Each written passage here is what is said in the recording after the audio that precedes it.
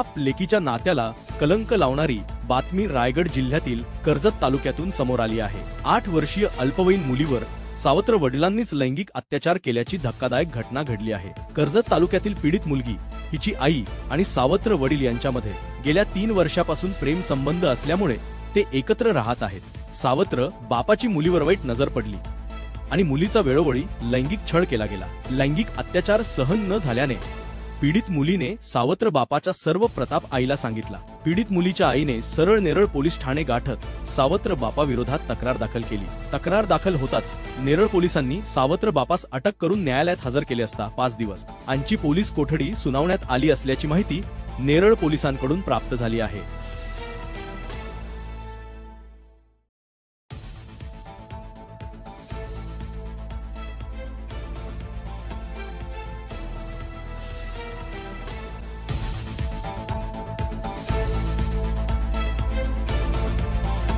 महाराष्ट्रातील सर्व जिल्ह्यातील ताज्या घडामोडी जाणून घेण्यासाठी नवराज्य चॅनलला सबस्क्राइब करा आणि दाबा बेल आयकॉन।